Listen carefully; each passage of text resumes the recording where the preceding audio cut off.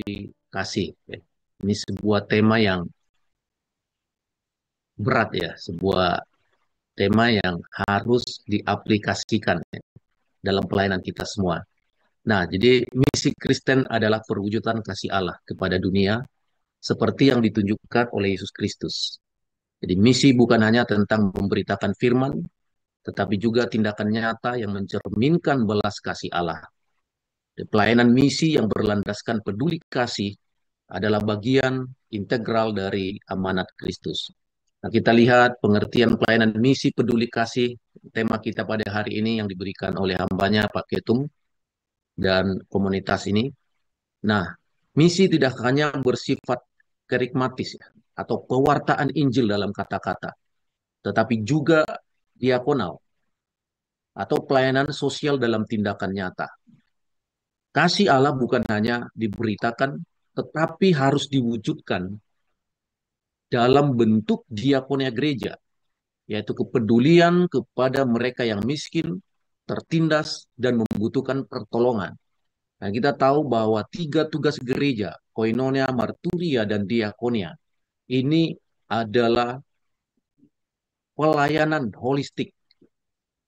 Pelayanan misi peduli kasih adalah pendekatan holistik dalam misi gereja yang menggabungkan antara evangelisasi atau penginjilan dengan aksi sosial sebagai bentuk perwujudan imago Dei atau citra Allah dalam kehidupan orang percaya. Nah, kita lihat bahwa dasar Alkitabiah pelayanan peduli kasih ini yang utama kita sebagai contoh role model di dalam pelayanan misi peduli kasih ini. Dalam Lukas 4 ayat 18 sampai 19 katakan seperti ini, Roh Tuhan ada padaku, oleh sebab Tuhan atau Ia telah mengurapi aku untuk menyampaikan kabar baik kepada orang miskin. Jadi ayat ini merupakan deklarasi misi Yesus yang mencakup aspek penginjilan, pemulihan sosial, pembebasan, dan ketidakadilan dan keselamatan holistik. Nah, inilah menjadi dasar Alkitabiah, paradigma utama kita sebagai pelayanan misi peduli kasih kita. Nah, Yesus tidak hanya memberitakan firman, tetapi hadir di tengah umat sebagai perwujudan kasih Allah yang nyata. Logos yang menjadi manusia itu memiliki misi yang utama yang berlandaskan pada kasih. Karena begitu besar kasih Allah akan dunia ini, sehingga ia mengaruniakan anaknya yang tunggal, supaya setiap orang yang percaya kepadanya tidak binasa, melainkan beroleh hidup yang kekal. Nah, fondasi teologis, kasih sebagai intimisi, kasih Allah. Misi bermula dari kasih Allah yang mengutus Yesus. Dalam Yohanes 3 ayat 16 tadi. Dan ini menjadi dasar bagi setiap pelayanan misi. Jadi harus berlandaskan kasih agape itu. Kasih Allah itu. Kasih yang sempurna itu. Yang menjadi fondasi pelayanan misi kita. Yang kedua adalah amanat agung. Kita tahu ini adalah ayat amanat agung dalam Matius 28 ayat 19 sampai 20 itu. Karena itu pergilah, jadikan semua bangsa muridku. Dan baptislah mereka dalam nama Bapa, Putra, dan Roh Kudus. Yesus memerintahkan murid-muridnya untuk mengasihi dan melayani, menjadikan kasih sebagai bahasa universal. Lalu landasan atau pondasinya adalah kisah para rasul. Para rasul melayani kebutuhan sosial jemaat, menekankan bahwa tanpa kasih pelayanan menjadi sia-sia. Dalam kisah para rasul 2 itu 44 sampai 47 kita melihat bagaimana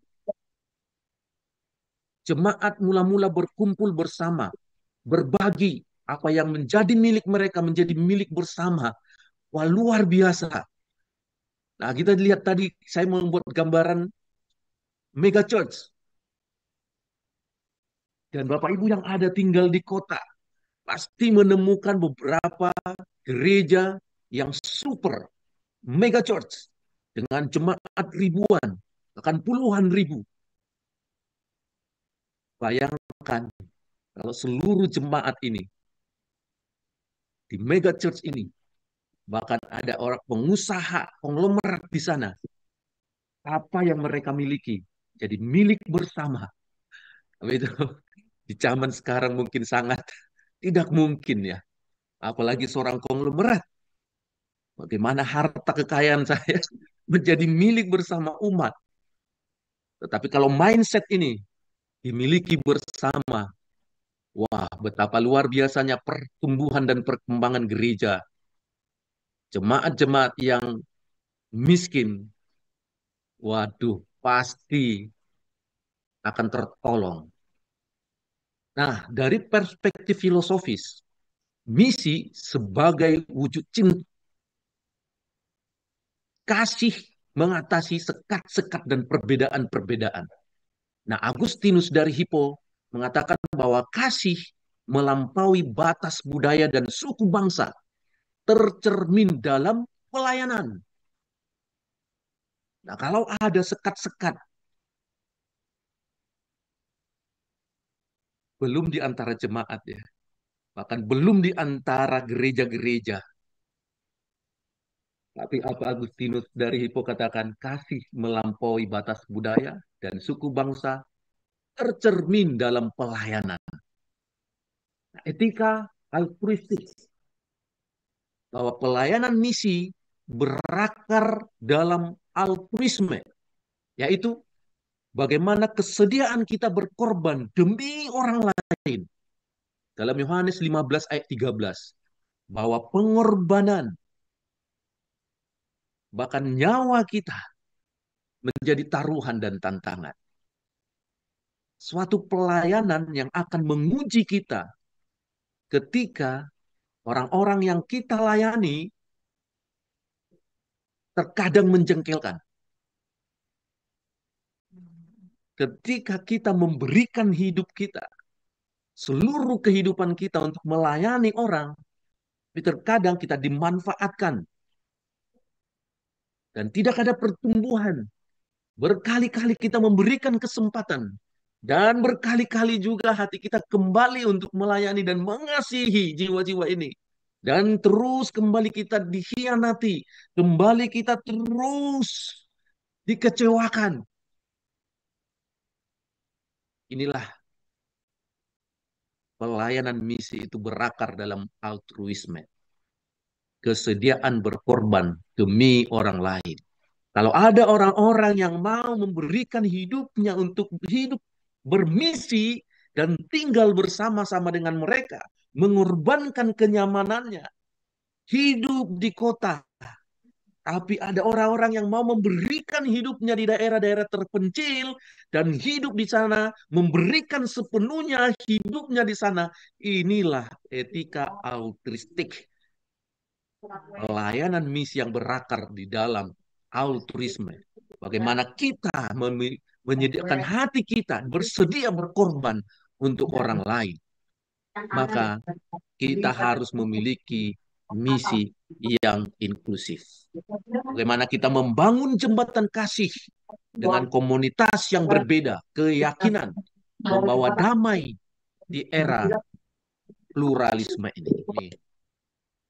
Dari perspektif akademis, kita melihat misi dan pembangunan. Pertama, pemberdayaan ekonomi. Ini adalah misi yang harus kita miliki. Bagaimana keberhasilan misi bergantung pada bantuan gereja dalam aspek ekonomi. William Carey. Pendidikan. Mendirikan sekolah dan rumah sakit sebagai alat misi yang efektif. Seperti yang disampaikan oleh Hudson Taylor, Ludwig Ingwer Nommensen. Mereka melakukan ini semua. Dan kesehatan.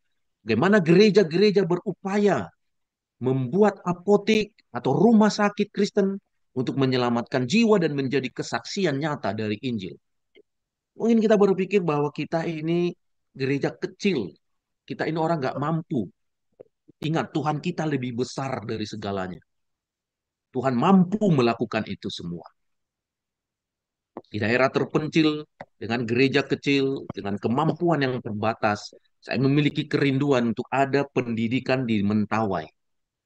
Tapi saya punya impian supaya ada sekolah berserama.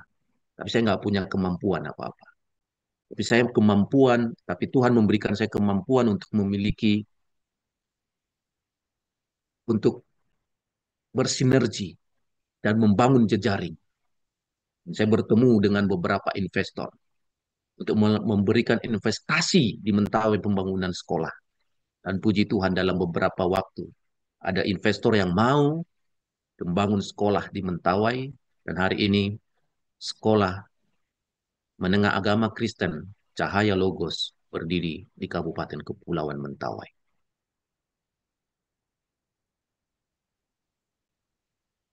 Dan kita lihat bagaimana implementasi di era sekarang, di zaman kontemporer, di zaman globalisasi, bagaimana kita mengimplementasikan misi peduli kasih ini. Yang pertama, kebutuhan sosial, bagaimana membantu orang miskin, korban bencana, dan memberdayakan masyarakat. Misi digital, sekarang semua sudah serba digital. Kita bisa menyebarkan kasih Kristus melalui media sosial, website, dan platform digital, TikTok, Facebook, Instagram, Twitter. Kita bisa melakukan misi digital. Lalu dalam lingkungan kerja, bagaimana kita menjadi misionaris di tempat kerja, sekolah, dan komunitas dengan menunjukkan kasih Kristus. Nah, kita melihat bagaimana implementasi dalam konteks gereja. Yang pertama, teologi pastoral. Gereja harus menjadi agen transformasi sosial. Nah, kalau gereja tidak melakukan tiga tugas gereja tadi, koinonia, marturia, dan diakonia, maka gereja akan timbul. Di dalam studi untuk menyelesaikan magister, saya mencoba membuat sebuah penelitian praktikal tentang peran dan fungsi gereja. Dan saya membuat penelitian bagaimana pengaruh gereja untuk meningkatkan ekonomi masyarakat melalui kerjasama dengan pemerintah. Saya melakukan wawancara dengan pemerintah dan pemimpin-pemimpin gereja. Dan sangat miris, dari seluruh gereja yang ada, sangat miris. Marturia dan diakonia, gereja tidak memiliki program ke sana. Dan ketika saya melakukan wawancara dengan pemerintah, dari instansi-instansi terkait, bahwa bahkan kepada bupatinya, mereka sangat rindu gereja berperan sebagaimana mestinya dan memanfaatkan anggaran dan fasilitas pemerintah yang ada untuk dimanfaatkan peningkatan kesejahteraan masyarakat. Jadi kalau gereja harus menjadi agen transformasi sosial, gereja berperan penting dalam membawa perubahan positif dalam masyarakat. Dan saya sengaja melakukan kajian dan penelitian di wilayah-wilayah kantong Kristen. Dan kita tahu bahwa tingkat kemiskinan paling tertinggi sumbangsinya di negara ini adalah kantong-kantong Kristen. Sangat bertolak belakang dengan janji-janji Tuhan. Yang kedua adalah diakonia karitatif. Bagaimana bantuan langsung, misalnya pemberian makanan bagi kaum miskin, orang-orang yang di pinggir jalan, memberikan bantuan konkret kepada mereka yang membutuhkan. Dan yang ketiga ini adalah diakonia reformatif, pendidikan dan pemberdayaan, program pelatihan kerja dan pendidikan bagi masyarakat, meningkatkan kualitas hidup melalui pendidikan dan pelatihan. Dan saya coba melakukan sinergi dan berjejaring dengan beberapa lembaga dan yayasan untuk melakukan pendidikan dan pemberdayaan kepada umat. Ada, ada beberapa lembaga-lembaga seperti PPMT, pelayanan open doors dan lain sebagainya yang bisa kita bersinergi, yang bisa memfasilitasi kita hanya sebagai agen untuk melakukan kegiatan-kegiatan itu di wilayah di mana kita untuk melakukan. Jadi tidak harus kita harus memiliki segalanya, memiliki yayasan yang sangat besar dengan financial yang sangat mendukung dengan keberadaan kita padanya. Seperti Musa berkata kepada Tuhan, aku tidak punya apa-apa Tuhan untuk membebaskan umatmu dari pembebasan Firaun. Tapi Tuhan berkata, apa yang ada padamu? Bahkan Musa selalu beralasan. Bahkan dia juga tidak mampu untuk berkata-kata. Tapi Tuhan selalu memperlengkapi. Musa hanya berdalih. Musa bukan tidak memiliki kemampuan untuk berkata-kata. Dia diperlengkapi pendidikan kerajaan. Karena sejak kecilnya dia sudah hidup dengan pendidikan yang sangat ketat. Jadi itu hanya sebagai dalih Musa untuk tidak melakukan kerjaan dan pelayanan Tuhan. Yang keempat ini adalah diakonia profetis. Diakonia profetis atau advokasi sosial, membela hak-hak tertindas dan melawan ketidakadilan struktural. Gereja yang peduli. Jadi identitas gereja, pelayanan misi peduli kasih, bukan hanya sebuah program, tetapi identitas gereja dalam dunia ini adalah inti dari keberadaan gereja. Jadi gereja bukan hanya sekedar melakukan pelayanan-pelayanan kategorial, pelayanan-pelayanan ibadah minggu. Bukan hanya sekedar itu. Tetapi ingat ada 3 tugas gereja. Koinonia, marturia, dan diakonia. Kalau gereja hanya bekerja hanya kepada program-program gerejawi, maka ada ketimpangan di sana. Gereja yang hanya berfokus pada doktrin, tetapi mengabaikan kepedulian sosial, telah kehilangan makna panggilannya. Tindakan nyata lebih penting dari sekedar kata-kata. Nah, kita melihat bagaimana contoh nyata yang bisa kita lihat dari tokoh-tokoh yang luar biasa ini, Bapak Ibu. Kita terinspirasi dari tokoh-tokoh ini. Mother Teresa. Siapa yang tidak tahu Mother Teresa ini? Dia memberikan seluruh hidupnya untuk orang-orang tidak mampu. Mother Teresa adalah simbol cinta, belas kasih, dan pelayanan kepada mereka yang paling membutuhkan. Kehidupannya menginspirasi jutaan orang untuk hidup dalam kasih dan pengorbanan bagi sesama. Masih banyak juga dari Indonesia yang memberikan hidupnya tinggal di daerah-daerah. Ada Pak Alexander di Papua, seperti Pak John Lipanglala yang hidup di suku Banten, dan banyak lagi yang teman-teman yang memberikan hidupnya untuk bersama-sama dengan masyarakat. Nah, kita lihat bagaimana Mother Teresa mendapatkan penghargaan Global Award terhadap tindakan-tindakannya dan bagaimana dia terus bekerja dan membangun untuk rumah penampungan bagi orang sakit dan sekarat. Dia membangun panti asuhan dan sekolah untuk anak-anak terlantar. Dia membangun panti bagi penderita kusta. Dia juga membangun pelayanan bagi para tunawisma dan korban kelaparan. Dia lebih mementingkan tindakan nyata dalam pelayanannya. Dan kita lihat bagaimana Albert Schweitzer. Albert Schweitzer ini memberikan hidupnya dan pengabdiannya dengan ini adalah orang yang pintar. Dia mendapat gelar di doktor di bidang filsafat. Dia mendapatkan gelar doktor di bidang teologi. Dia seorang dokter bedah. Wah, dia ini adalah seorang yang multi talent. Dia memiliki kenyamanan, dia memiliki kekayaan, tetapi luar biasa dia memberikan pengabdian hidupnya.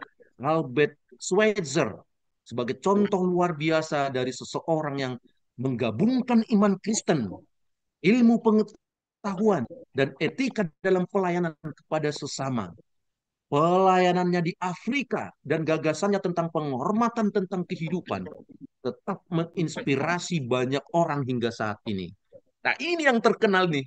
Opui. Siapa ini? Ludwig Ingwer Nommensen ini. Ini yang melakukan lompatan kebudayaan terhadap suku-suku orang Batak ini. Kalau Ludwig Ingwer Nommensen tidak hadir di tengah-tengah orang Batak, bayangkan orang-orang Batak sekarang akan hidup dalam pola pikir dan kebudayaan yang lama dengan ketinggalan. Tetapi sungguh luar biasa. Ludwig membawa Injil ke tanah Batak dengan mengutamakan pendidikan dan sosial budaya. Bagaimana dia mengubah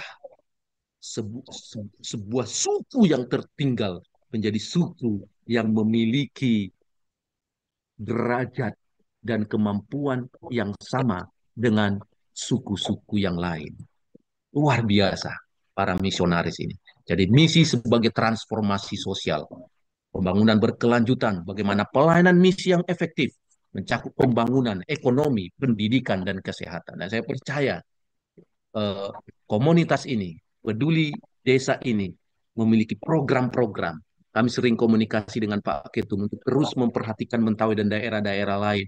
Bagaimana ingin memberikan sumbangsi terhadap daerah-daerah atau desa-desa yang lain. Karena memiliki misi peduli kasih ini tadi. Pendidikan, bagaimana kita berupaya mengembangkan pendidikan dan juga kesehatan di tempat-tempat kita yang ada, mungkin mendirikan rumah sakit atau kita mendirikan apotik-apotik sehat atau uh, apa yang bisa kita lakukan untuk pelayanan kesehatan untuk menunjang kehidupan masyarakat. Nah, teladan misionaris dalam pelayanan kasih ini seperti Mother Teresa, Ludwig Inger Nommensen, bahkan Samuel Zwickstener ini tadi dalam misi, dalam dialog ini. Dan juga bagaimana kita merefleksikan pelayanan misi peduli kasih adalah panggilan untuk mencerminkan kasih Allah pada dunia. Gereja harus berempati terhadap kebutuhan sosial agar Injil relevan. Mari kita menjadi pelaku kasih di dunia ini. Dunia lebih membutuhkan saksi yang menghidupi Injil daripada sekedar pengkhotbahnya. Jangan menunggu kesempatan besar, kemampuan besar untuk melayani setiap hari adalah ladang misi. Jangan hanya berdoa agar dunia berubah, tetapi jadilah jawaban dari doamu. Mari kita merefleksikan diri kita. Misi adalah ekspresi kasih Allah yang hidup di dalam kita. Jika kita mengasihi seperti Kristus, misi bukan sekedar program, tetapi gaya hidup. Dunia lebih membutuhkan saksi yang menghidupi Injil daripada sekedar pengkhotbahnya. Yesus datang bukan hanya untuk menyelamatkan, tetapi juga untuk melayani. Misi sejati bukan hanya menyampaikan Injil secara verbal. Kasih tanpa tindakan hanyalah ilusi. Dalam dunia yang penuh perpecahan, gereja yang penuh perpecahan, umat yang penuh perpecahan, kasih adalah bahasa universal yang dapat dipahami semua orang. Dunia tidak berubah oleh banyaknya khotbah, tetapi oleh kasih yang nyata. Jangan menunggu kesempatan besar untuk melayani. Setiap hari adalah ladang misi. Jangan hanya berdoa agar dunia berubah, tetapi jadilah jawaban dari doamu. Misi tidak dimulai saat kita pergi jauh, tetapi ketika kita mulai mengasihi orang di sekitar kita. Amin. Terima kasih Tuhan untuk kebenaran firman-Mu. Biar firman-Mu termateraikan dalam hidup kami. Tuhan tolong kami semua, khususnya peduli misi desa ini, untuk terus melakukan program-program penjangkauan kepada orang-orang yang memerlukan pertolongan dan kasih-Mu. Tuhan, berikan kami kesatuan, bergandengan tangan untuk melakukan misi ini, Tuhan. Terima kasih, Bapak. Biarlah pagi hari ini kami serahkan ke dalam tangan kasih-Mu, kebenaran firman-Mu menjadi pondasi kami untuk melakukan seluruh aktivitas dan kegiatan kami. Di dalam nama anak-Mu Tuhan Yesus Kristus, kami berdoa dan mengucap syukur. Haleluya. Amin.